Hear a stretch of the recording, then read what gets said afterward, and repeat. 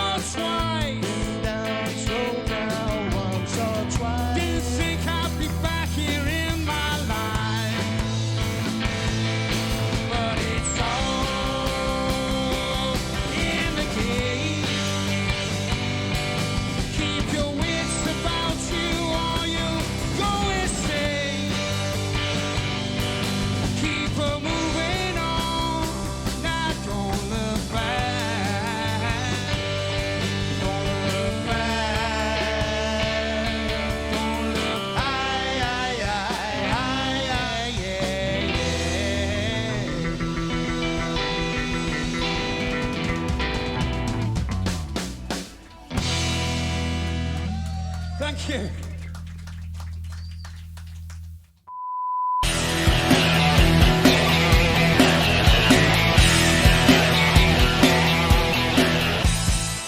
Let's hear it again for the Information Highway. And if you liked a bit of that, they are playing at Atma on Saturday, the 23rd of November. So get yourself down to that. Be there or be square, because they're sounding great, aren't they? Right now, though, I have been joined by the brilliant Nigel Carr and Tony Davidson, who are the producers behind New Dawn Fades, the excellent Joy Division play.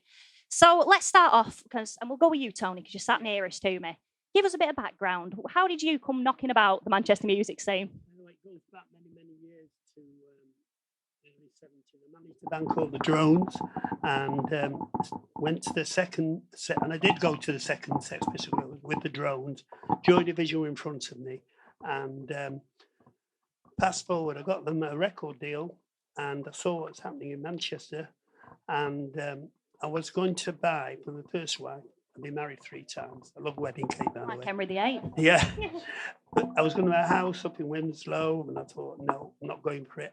I bought a big disused mill round the corner from which the Hacienda on Little Peter Street. And every band came from the Buzzcocks, the Fall, Joy Division came. They were the residents, which brings me on to how the play became about. Every band came there, and I started a record company, 2JM Records, which we had Mick Hucknall. Recorded 8 songs for me. Came in one day with Holding Back the Years, and he had a very fast version of it, and he said, put me in the studio to record it. Now, Mick Hucknall at the time was not a joke band, but he didn't have any kind of credibility. But the joke from Joy Division, everybody used to kind of take the mick of him, but he believed in himself. So he offered me the song. He said, put me in the studio. I turned it down, kept it for 6 months, turned it round, slowed it down. The rest is history. That would have made me £500,000 in royalties. But I'm here to tell the tale. How I got involved with the Joy Division thing. Joy Division, I was heavily involved with Joy Division. Another story, they asked me to manage them in the old days, and I introduced them to Rob Gretton, but I had a lot of bands on my label and became friends. They were with the studio for 2 years, and when the studio closed down, music moved on. Fast forward, I was bringing out a book. Georgina did a fantastic job as PR for me. It was a big success, and Hooky came down with Mike Sweeney. There were 2 bands that were in the studio, and Nigel, I'd met Nigel before, and he was very helpful to me on the technical side of video. We had a video thing of bands who'd been on the studio, and he was very, very helpful. And we became friends. Then I was offered, I knew Brian very well, and I was involved slightly in the play. It was not the play it is today. And he was in a bad way. Couldn't understand the director didn't do a very good job of him, and he was very despondent. So he offered me, can you help me with the play? I said, well, I'll do what I can. So Nigel and I became friends, and Nigel is excellent on the logistics, which we call the business side of it. We work very well together. And I just thought on the way back, I had somebody in London who was going to get involved in it. I thought, well, hold on. I met Nigel, I get on with him. He's quite clued up. He loves music like I do. He's very, very passionate about music. And I thought, no, I'm not going to London with this other guy, Nigel. And he just hit it off. We haven't had any arguments yet, and it's going from strength to strength. I'll put you back to Nigel now, and he'll tell you about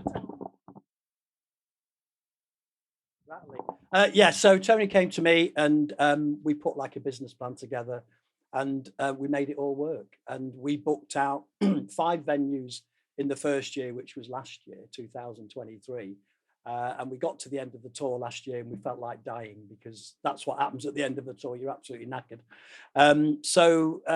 We slowly got the whole thing going again. We ended up booking 14 dates from the Bowden Rooms in Bowden, which is where Joy Division played at the Bowden Social Club in 1979. So we thought it was quite relevant, all the way via the Royal Northern College of Music, all the way down to the West End. So we hit the Bloomsbury Theatre for 3 dates last weekend, and it was sold out every night. So it was amazing. So we've had such a ride, haven't we, over 3 weeks of shows, and now we're quite dead. So, So you've come here for a rest then? We've come here for a rest. Thanks for inviting us. Yeah, absolutely. So let's go back to sort of the concept stage, I suppose. Yeah. Why did you decide that a Joy Division play needed making? The thing about Joy Division for me is that when I was a kid in 1979, they were my favourite band, 78, 79. They were my favourite band, and I couldn't get anybody to go to any of the gigs with me. So when I went to the Bowden Social Club gig and the Altrincham gig, they played Altrincham in November 1978. And then after that, they went I saw them at the Factory a month before Ian died. I couldn't get anybody to go with me. I was the only Joy Division fan I knew. And so people think they were this big band, but they weren't, because hardly anybody knew who they were. And they brought out Unknown Pleasures in 1979. I'd bought an Ideal for Living a year earlier, which is the hallowed, famous, really rare first EP. But yeah, that was the thing for me. They were my band. I loved them when I was a kid. And when I got the opportunity with Tony, I'd already known Brian Gorman. I'd seen the play a couple of times under the previous producers. And I sort of almost went in and gave them some money, but then pulled back at the last minute. But when Tony said, right, there's a deal here to form a company to produce it properly, it made sense, because we were in control of all of the money. We employed all the actors. We employed the director, and it was all done properly. The logistics was slick, and the whole tour went very, very smoothly. And one or two little, we never argued, but there were one or two little things that went on. But that's what you get with any tour. We've got 8 actors touring around the country.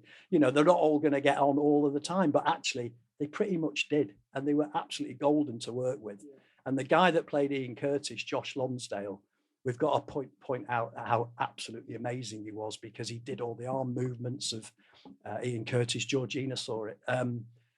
And he was phenomenal. They were all phenomenal. They all pulled it together. We got Sean Curnow, who just come off Coronation Street, to be Rob Gretton, and he was amazing too. It all added a little bit of spice to the play. For those that don't know and are possibly maybe interested in seeing this at some point in the future, what part of the Joy Division story does it focus on? It doesn't really focus on anything, because it goes from the very, very beginning.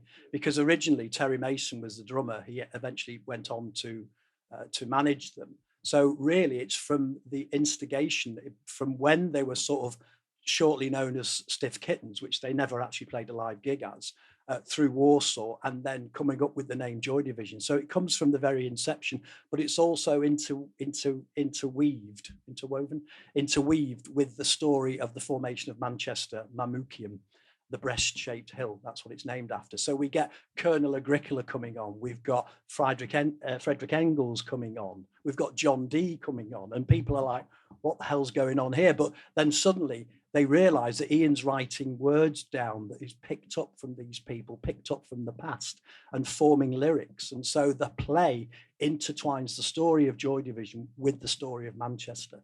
And then, of course, you've got the ultimate demise of Ian Curtis at the end, which is dealt with very, very sensitively. There's no ropes or swinging from the ceiling. It's just the lights go dark. I'm not wishing to give it away, but it's not graphic. That's what I'm saying. And then the glorious Love Will Tear Us Apart takes us away into the night, and everybody stands up clapping. It's phenomenal, because it's a roller coaster of emotion through everything that goes on. It's basically a comedy, 3/4 comedy, and then it descends into pathos, as the mood changes, and then everybody's lifted up at the end. It sounds like it's a bit of a love letter to Manchester, as well as a love letter to Joy Division. At 100%. Yeah, it celebrates Manchester through the ages and through the eyes and the words of Ian Curtis. Yeah. So obviously, before you got involved, it had a little bit of time before that. Well, quite a long time before that. Well, it percolated for 9 years under the previous producers, who did a great job. They really did. There was Giles Bastow. He did a good job. He was invited to join the tour this time around 18 months ago, but decided not to. And none of the previous actors did. And that's their call. They just saw us as like the new guard, and they didn't want anything to do with us, which is fine. I understand that. And they did a great job, but they didn't really have the money to make it what it should be. And it should be doing 50 dates around the UK, okay, we did 5 the first year, 13 this year, 14 this year. We'll do 40 in 2025. We'll go up to Glasgow, Edinburgh, Aberdeen if we can make it, and all around the country via the northeast and southwest and southeast. So we're going to take it up to 40 or 50 dates if we can possibly manage it. Completely kill ourselves, and then decide what to do after that. You know, but we've had offers from Holland and Germany and Ireland. And even New York, so it would work in New York. So, but you know, you're on to like a different level then, and how much appetite is there for it? In Leeds, we sold out like that. In Wigan, it took a while to sell out. So we know that there are pockets around the UK that are more difficult to sell out than others. But where we've not been there, bang, it just sells out really quickly. What's its reception been like, and how has that kind of changed over time? The reception's phenomenal. People, you can hear a pin drop because the story is so intense. The scene's so short, easily digestible. The actors love it because it's short bursts of dialogue. They can literally go off stage and read up and then just go on and do it and then get off again. There are no long sort of eulogies or, you know, orations. It's a very fast-moving play, and it's interspersed with music. Anybody that's into sort of punk of the 70s will recognise the music of the Sex Pistols. Johnny Rotten even jumped on at one stage, and Buzzcocks and Deaf School, and you know all of that music, Roxy music, Bowie. It's all intertwined within the play. So it got an incredibly good reception. So what can I say? We've got standing ovations everywhere and sold out everywhere. So yeah. That is absolutely phenomenal. And obviously, you're saying you're going to be doing 40 next year. We're going to try. If we get to 32, 35, it just depends on the money as well, because Tony and I haven't made a penny out of this play. All we've done is put the money back into the next year, and we'll do that again. Put the money into the next year. It's not about grabbing the money out of the play and going, no, haven't we done well and spending it? Because you can't do it if you've got to do it for the next year. Yeah. So we just put the money in, make a bit of money, add to it, do the next run. Take that money, add to it, do the next run. And that's how you get a successful production. You don't milk it. No, definitely don't milk it. You just keep going, don't you? Yeah. And seeing sort of where it keeps going and how well it's been received. We had very empty pockets when it came to the start of the run, I'll tell you now. But it's been thrilling. It really has. Where are some of the planned dates for next year then? Well, Scotland, like Nigel said, Scotland, Edinburgh, Glasgow, Aberdeen.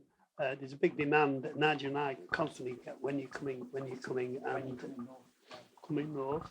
Yeah. Sunderland, Gateshead. Coventry, places, hotbeds where we know, where musical heritage is, like Coventry. So it's really fantastic. But like Nigel said, the history there, Nigel and I are really kind of fanatics about music. So it's a real passion with us. It's the money becomes a byproduct. And without being too mercenary, the band, the artists are really looking after the actors rather, are really well looked after. And they were put in like decent hotels, and they're going to get good remuneration. So there's a really good fostered spirit there. There's no like antagonism. One or two changes have to be made with actors, but no, it's fantastic. And just going back how it all started, Joy Division were at my place for 2 years, and the video Love Will Tear Us Apart. Ian was in my office 2 days before the poor guy committed suicide. So Nigel and I, the story, the history's there. So how Brian has brought it across is very relevant. He's a very clever guy how he's done it. Tony's in the play. Yeah. It's they walk into the studio. The manager brings us into the studio. They look round. It was a really dank industrial mill back in the 70s, but the atmosphere of the place kind of. Peter Hook is on record saying, that's how we got our Joy Division sound. We got it at the TGM Studios. The atmosphere helped them create the sound, and other bands do it. There's stories like Johnny Marr was there. I see Johnny Marr coming in at 8 o'clock at night, and I was walking out the studio. I said, "Where are you going, Johnny?" "Oh, I'm just going to put my guitar away." Did it for a month. I wondered. Fast forward 40 years later, I interviewed him for the book. He said, I'm going to tell you now. Do you know in that story? And I could vaguely remember. He said, "Remember when I used to say, where are you going?" He said, "I got thrown out in the flat. They had nowhere to go. That was the only place where you sleep on the floor."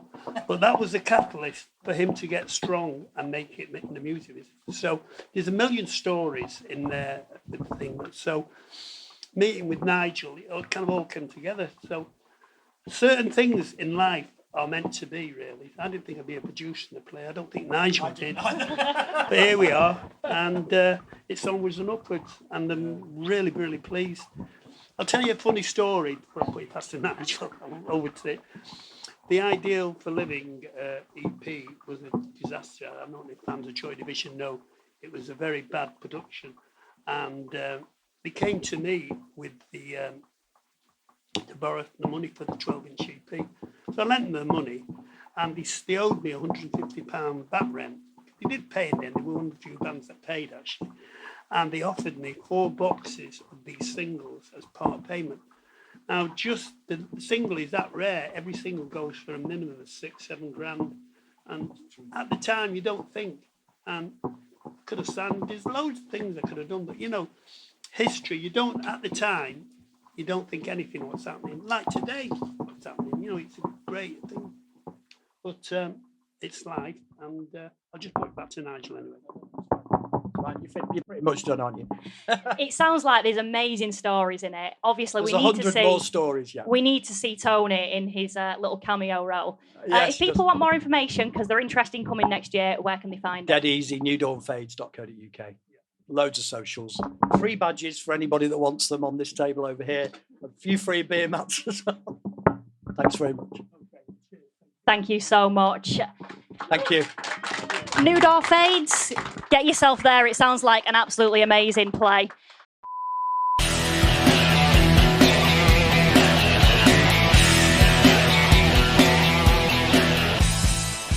You're watching Mancunia TV, the original rock and roll TV.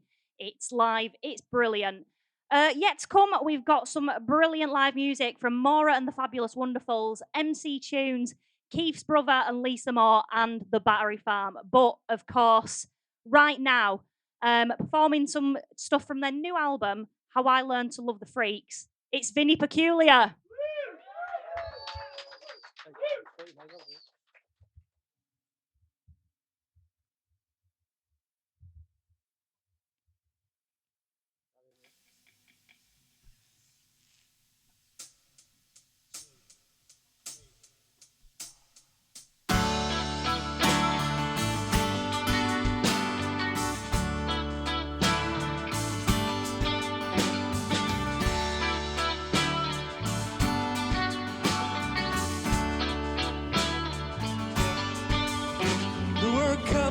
Freaks in the village when I was growing up. They used to walk past our house, long hair, bangles and cheesecloth shirts. They were older than us, but not by much. They carried record bags, they were mysterious. My dad was not impressed, but my mom said she knew them from the college where she worked. Said they were nice lads, we said yeah. To me it was strange, aloof and remote, and completely indifferent. They didn't play football, they barely spoke to anyone. We didn't know their names or where they were from. One day we were messing around outside the paper shop with some of the hard lads from Cobnell Road, and the freaks walked past minding their own business. Out of the blue someone shouted, "What are you looking at?" And before we knew it, they were chasing us across the fields to the waste ground behind the new estate. We caught up with the freaks, of course we did, and they were sadly resigned to their fate. There's an ugly feeling when you join the mob, and it's Ural True and confection. We all joined in, there was kicking and screaming, and we said about those freaks, and then they said about leaving.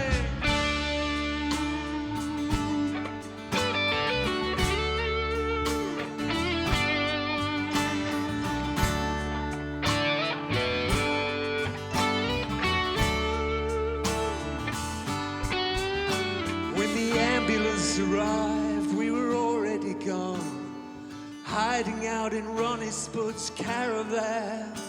It was covered in page 3, pictures from the sun, with a girl for every persuasion.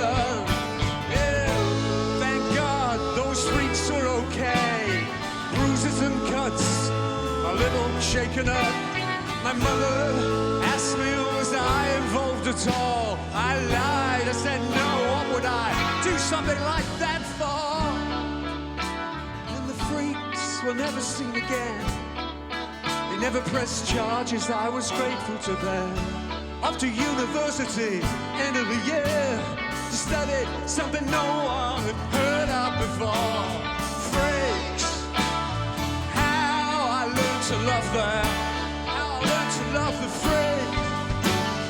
Freaks, how I learned to love them. This song was for the freaks.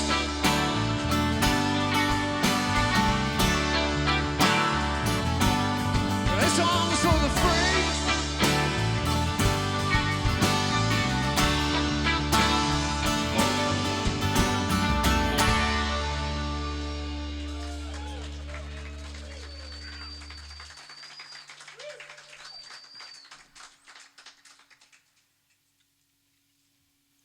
Thank you very glad. You're incredibly kind. This is our second and final song of the night from our current record, How I Learned to Love the Freaks. This is for all the hippie kids out there.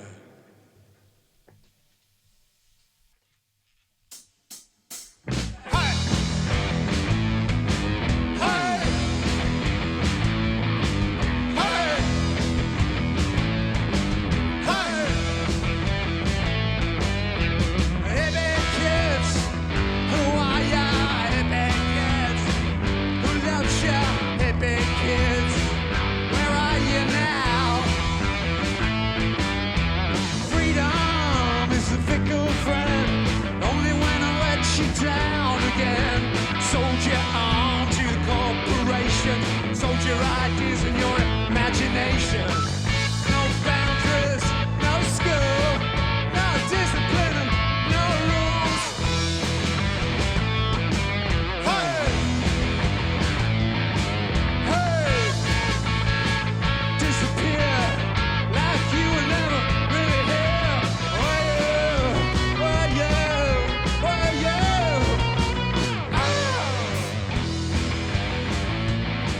Hey! Hey! Hey! Kids, who are ya? Hippie kids, who needs ya? Hippie kids, where are you now? On a spaceship to the moon, good tip, bad tip, any triple do. Waiting for the show to go on and put a sunflower on the gun. Meantime, revolution is on the road, yeah. Hey!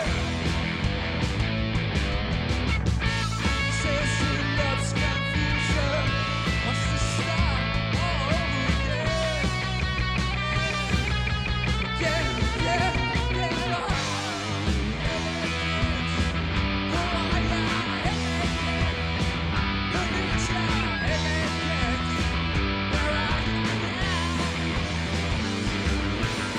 you now? Who wants ya? Who needs ya? Where are you now? Thank you very much. Thank you.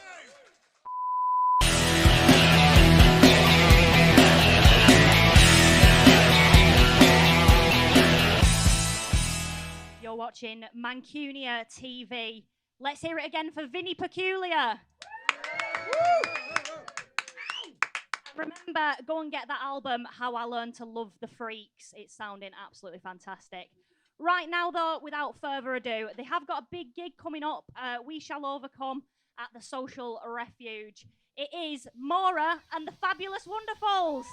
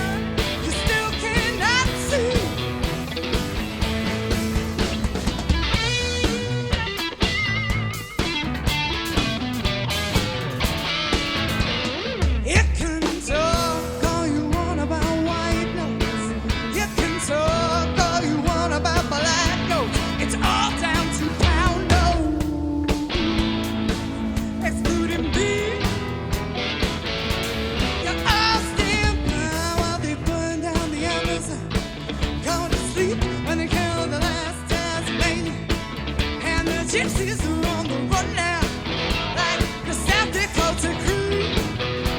They carry you and me. I've been looking for you. You've been looking for me. Eyes are open. You still cannot see. Whoa, I've been looking for you. You've been looking for me. Eyes are open. You still cannot see. Here we go.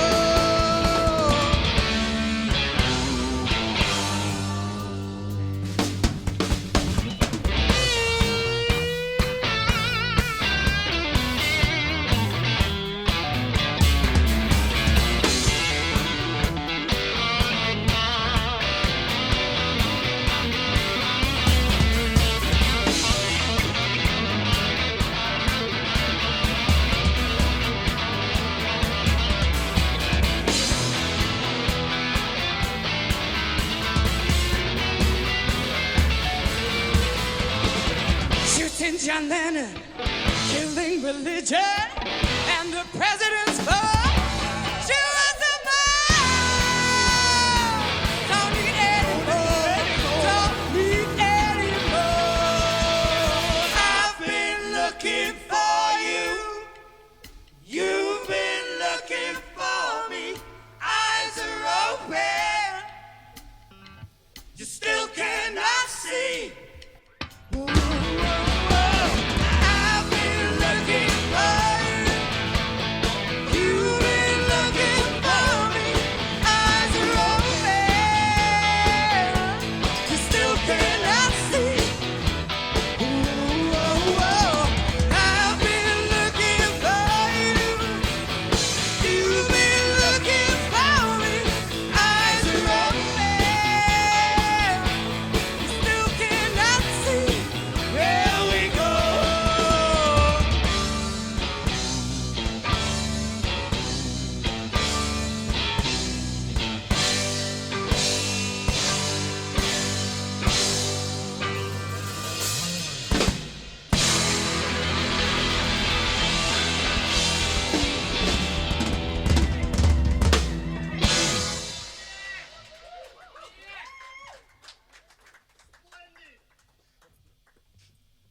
Oh, thank you so much. Thank you, Mancunia. Thank you to the crew. Thank you to MC Tunes. What a bounce. And of course, everybody who's playing tonight. And everyone who's still playing and performing. Because it's not a competition. And any of you have come to be impressed, you're going to be disappointed. But if you come like children to enjoy yourselves, you always will. This is me signing off. This is called Bring Me Fire. And this is the launch we're doing at the end of November. It's a social refuge because it's a solid charity fundraiser for We Shall Overcome, a fantastic homeless organisation that operate in Tameside and serve people all over Greater Manchester. Pauline at the station's a good friend of ours, and we want to keep helping them and help them keep helping people. Because everyone deserves it. Everyone deserves love, and she loves everyone that comes to her door. And that's how they save people. So please come on the 29th. This is called Bring Me Fire.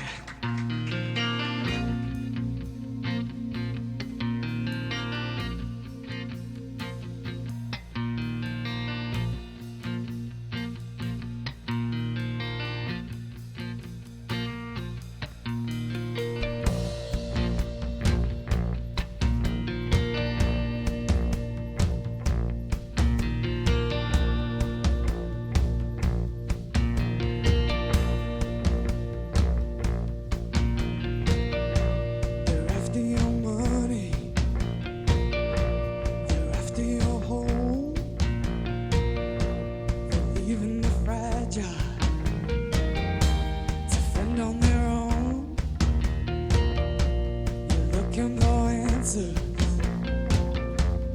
Give you a clue. There's only one way now. It's all down to you. Bring me fire. Bring me fire. Bring me fire.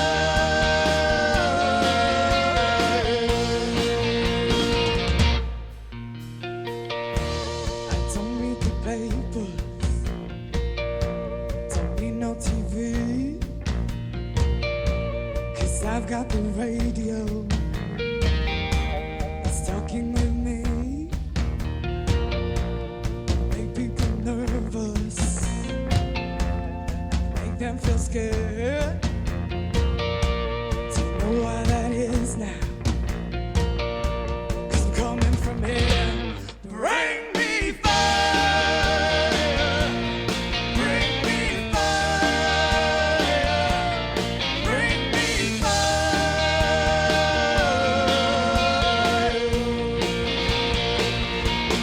Bring me fire. Bring me fire. Bring me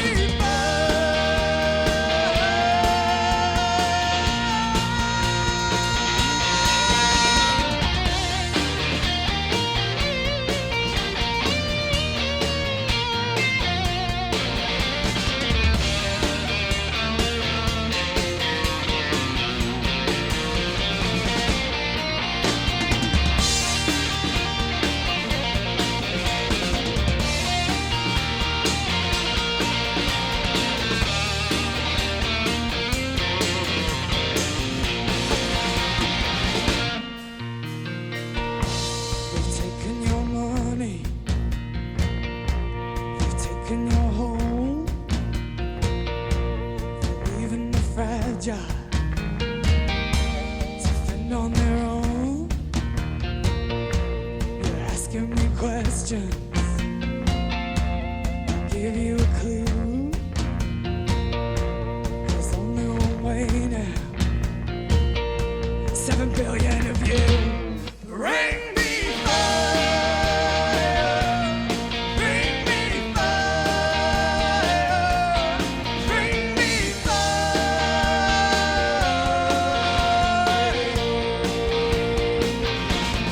Bring me fire.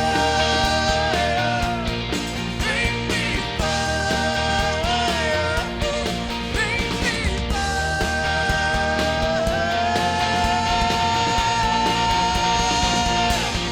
Bring me fire. Bring me fire. Bring me fire.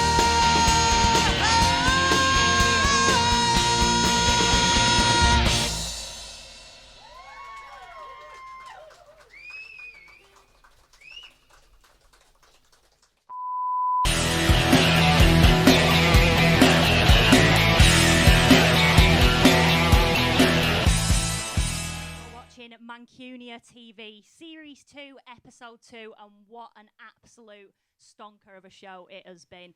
Thank you so much to Mora and the Fabulous Wonderfuls. They were sounding amazing. Make sure you get down to that gig on the 29th of November at the Social Refuge. It's going to be a big one. But without further ado, the legend, our very own resident poet, Keith's brother.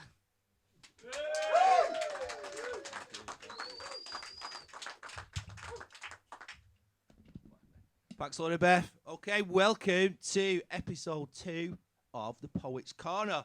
Thank you so much for coming out on such a grim evening. It's the audience coming out, making the effort that makes nights like this. Coming up tonight, we have got someone. She writes stories. She writes poems.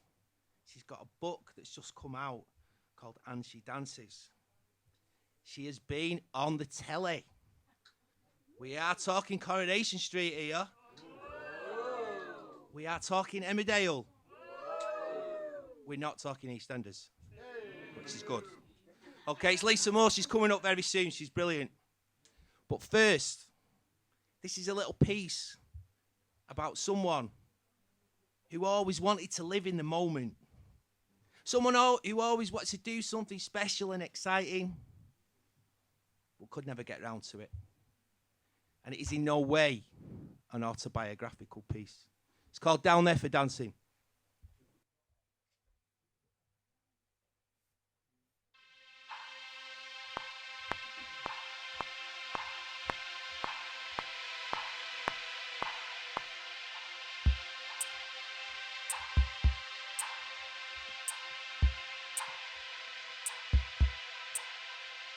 Too careful what you wish for, always ahead of the curve. Expert in the ancient art of giving a wide berth. A coward dies 1,000 deaths was one you'd always say. Swerve in the raindrops and live to fight another day. You were one of life's watchers, Danny, always writing stuff down. Too clever to ever get involved, too scared you'd get found out. On the sidelines making mental notes, it's all research you'd say. A coming of age drama that never seen the light of day. He was even writing a script. Called it The Alcoholic's Fear of an Empty Fridge. An HBO box set sat on your Google Drive.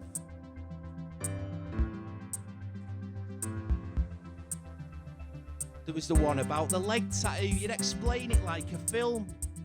Starts off with a bedroom shot, an ironing pile on an ironing board, 2 pairs of crumpled jeans on a floor, a cup of Aldi's breakfast tea next to matching bedside lamps. She wakes and says, "You're my cup of tea," you say, "You're mine too." That ends up a calf tattoo, a cup, the steam in the shape of a heart. One of those if you know type things. I'm guessing that's why you started wearing shorts. And that portrait on your left thigh turns out one Ian Curtis. After all, it was your nan. I didn't even know she died.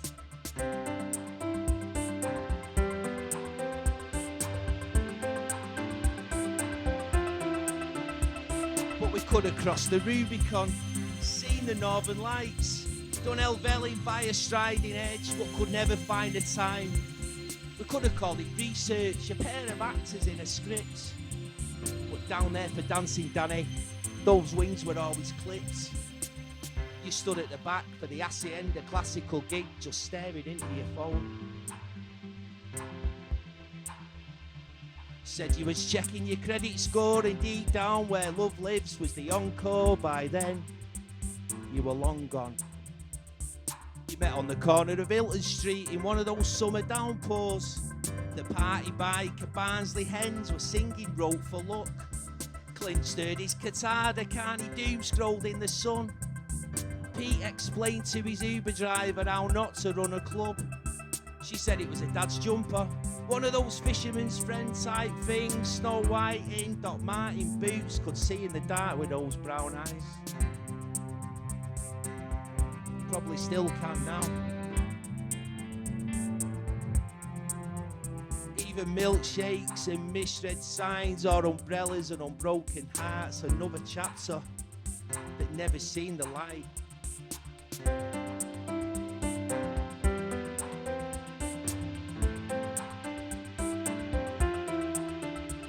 No midnight trace to Houston, no signals to Ostend, no Mondays in recovery swearing we'd never do it again.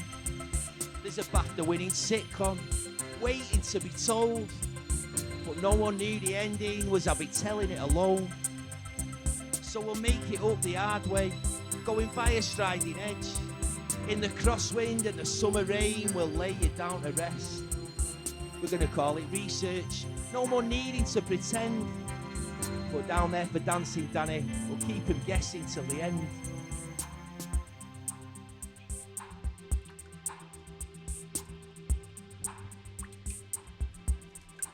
Thank you, cheers.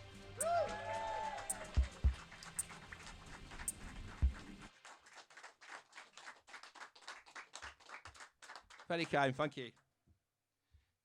Down there for dancing, up there for thinking. It's one of my dad's, that one.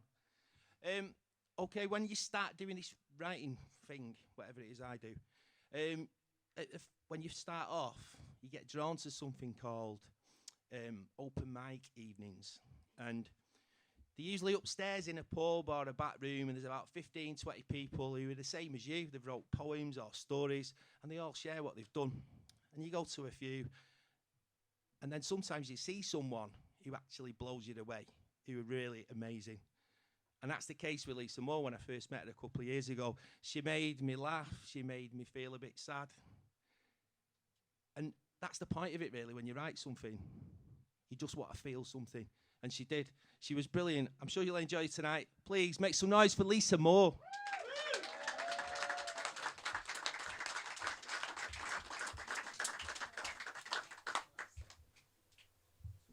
I'll just adjust the mic ever so slightly. Is that all right? Yeah. Thank you for that gorgeous introduction. And what a beautiful evening, so magical. Thank you. Okay, I'm going to dive straight in with my first one, which is the first poem I ever wrote. And it's about love. It's about when you're really in love and then you're not.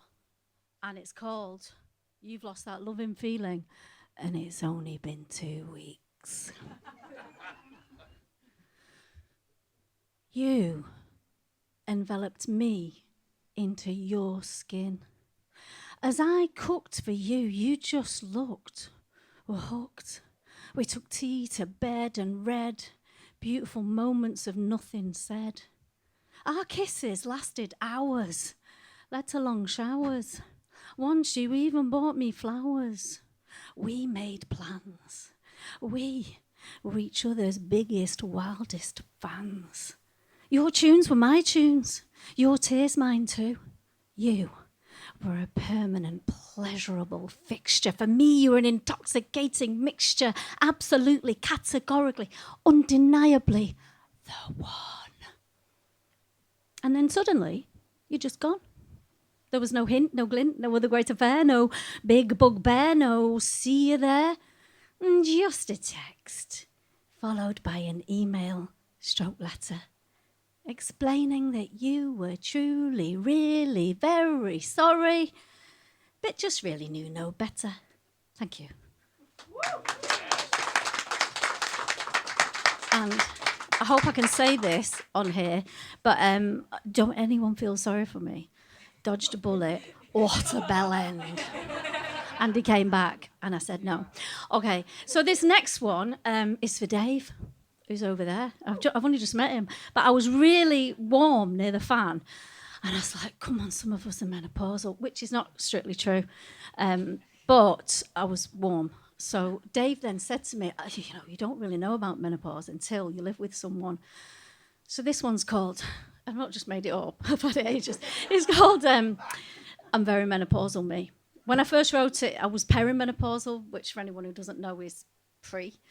And then I was very, and now I'm post, but it doesn't rhyme with anything. So, okay. I'm very menopausal, me. Look into my eyes and you will see a vacant look, sometimes a stare. It's as if I'm not very much there. I'm not as pouty, I'm a little bit shouty. Frequently forgetful now, I mumble, jumble and stumble into a foggy frenzy of foolery, angry at age and brimming with absolute fucking rage, because I'm very menopausal, me. I am an emotional Tourette's roller coaster ride. I am screaming my venom at the top and I'm begging the controller to just let it stop. I'm a whirling dervish on speed, so take heed. Because I'm very menopausal, me. Time to take stock, says the doc. Take a pill, try and chill, but embrace it. Yes, face it. After all, you're only old once. And so, like some brigadier of my emotions, I sift through them all like carefully applied lotions and potions. And eventually I surrender and come out with my arms folded, my gun unloaded, ready to accept my fate of an ovary asbo served by a cruel moon too soon. Thank you.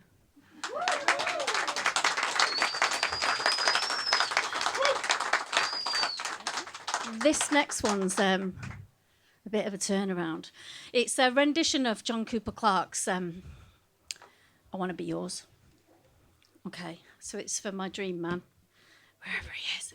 Okay, I want to be yours. So show all them others the doors, and I don't mean the band.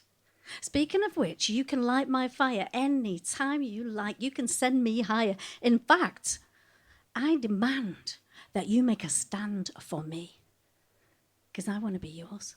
I want you to drag out my bins on a Tuesday. I want you to do the same with my sins on a Sunday. I want broken garden gates to remain in states. I want piles of unopened letters to carry on and wait. I want to whiff your sweat after a run. I want to nuzzle my nose into you. I want to feel your skin breathe you in. I want to be each other's only fans. So let's leave it there. Don't be square, because I want to be yours. Thank you.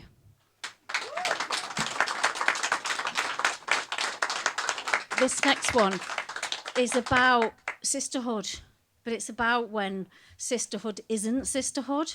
So if you've ever been this person that I'm going to talk about now, this woman, check yourself, because we need to be good to each other. So it's called Skin and Blister, which rhymes with sister, because it's about sisterhood.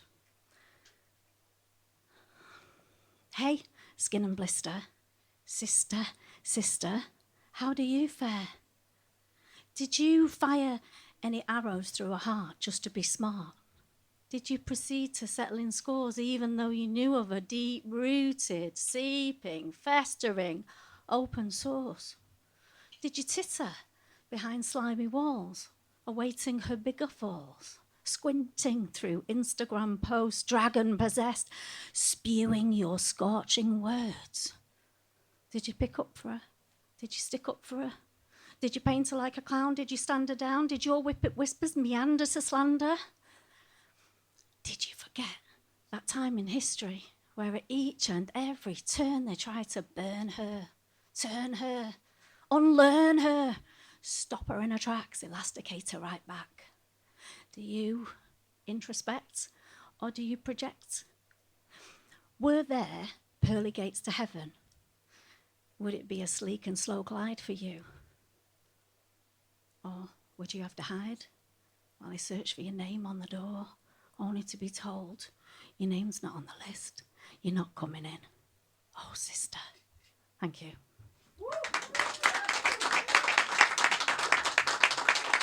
Here's the last one. And a bit of context.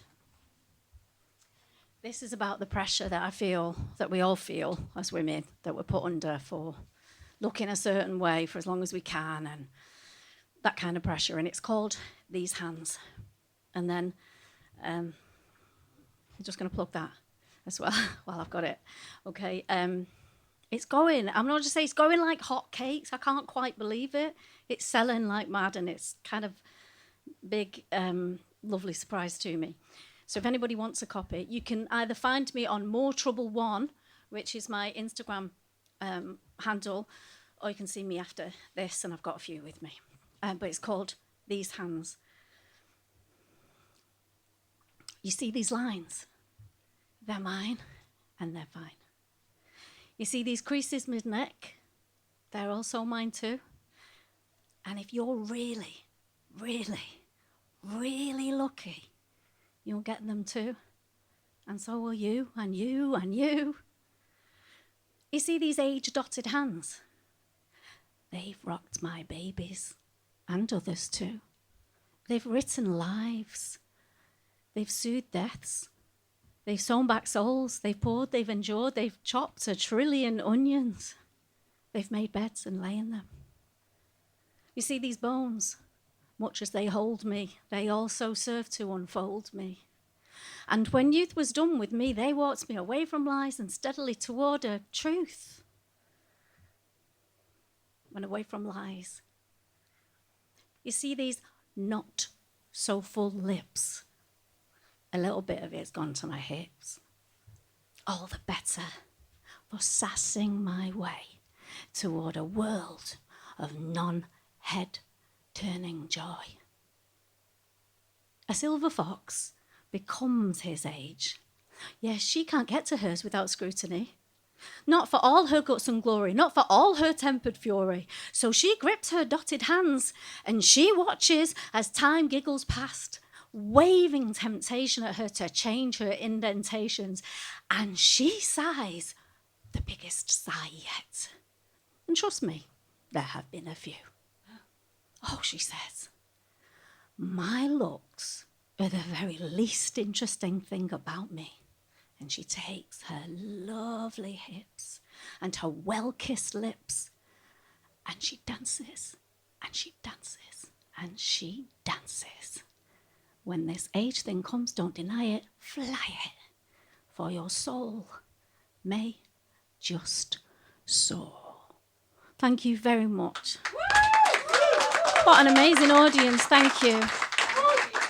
Honoured. Thank you again to Lisa Moore. That was absolutely outstanding, wasn't it? You've been watching Mancunia TV. Thank you so much to everyone that has been involved tonight. Information Highway, Nigel Carr, Tony Davidson, Vinnie Peculiar, Mora and the Fabulous Wonderfuls, Keith's brother, and everybody else that's been involved in the making of. What a top night we have had, and it's going to get better because we're going to close the show with the one and only Battery Farm. And I'm going to tell you now as well, they have got a gig at the Deaf Institute on the 29th of November. So if you like what you hear, get on down to it. It's the Battery Farm.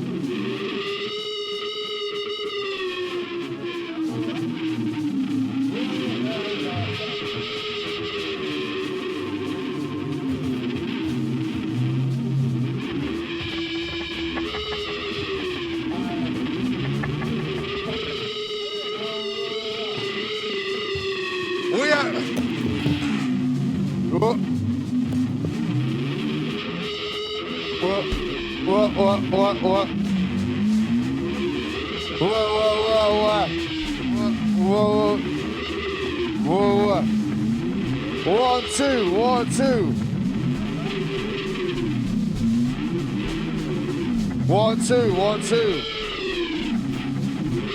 We're rolling. We are the Battery Farm. Turn me up. We are the Battery Farm, and whatever happens, happens.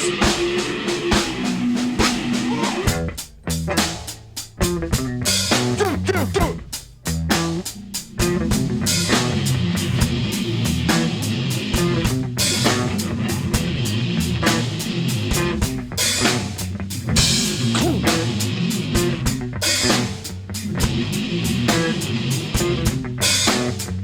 Oh God, I'm afraid. Oh God, we're still alone in the chaos, searching for answers, oh God, thinking for chances, oh God. Oh God, is it true what they say? I need help. It's healing on, it's healing on, it's healing on, it's healing. It's healing on, it's healing on, it's healing on, it's healing. It's healing on, it's healing on, it's healing on, it's healing. It's healing on, it's healing on, it's healing on, it's healing.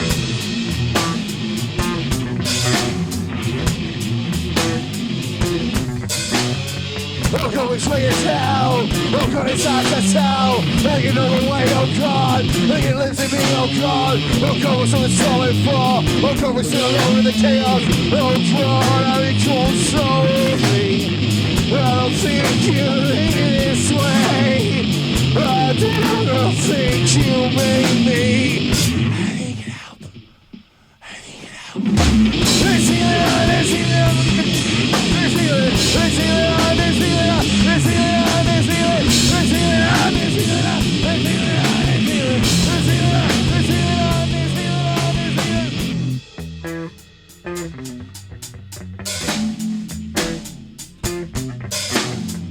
Oh God, which way is hell? Oh God, which way is hell? Oh God, which way is hell?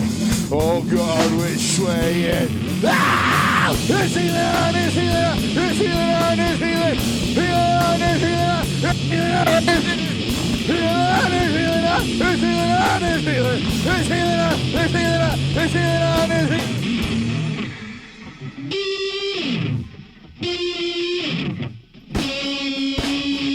Oh God, which way is hell? Oh God, which way is hell? Oh God, which way is hell? Oh God, which way is hell?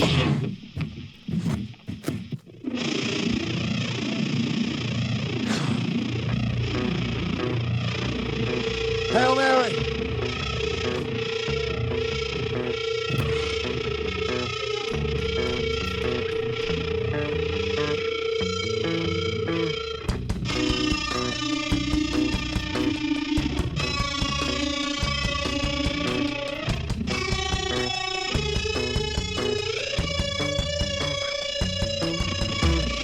Turning across screen doing all of us are rightly feeling. I can't stop looking at terrible things. Nowadays it doesn't even sell the heartstrings. Survival is primal and primal turns feral. No one's famous anymore. No injustice shocks me anymore.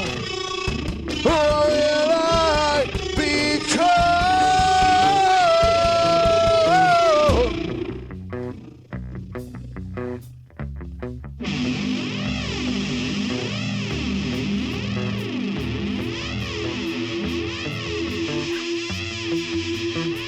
Xenopia, shed dystopia, all I was screaming into the money pit. I can't stop doing it, I won't stop doing it. There's absolutely no pushing it. Oh,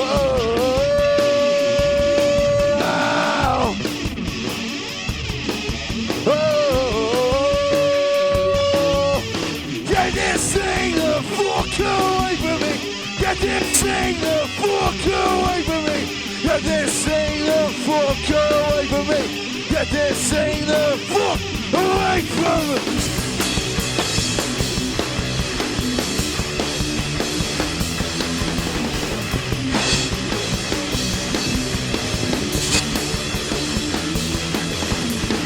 It's only gonna go on. Get this one gonna go on. Help me! Help me! Help me! Help me! Help me! Help me! This ain't the fuck away from me. Get this thing the fuck away from me. Get this thing the fuck away from me. Get this thing the fuck away from me.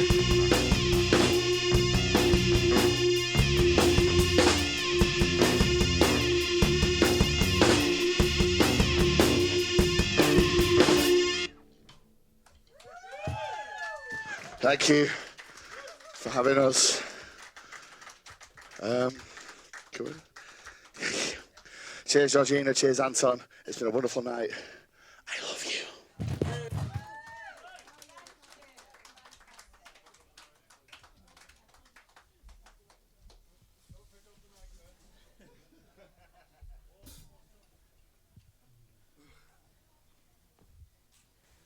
What an immense night it has been. Thank you so much for coming. See you all again next month. And thank you to the Battery Farm, who absolutely smashed it.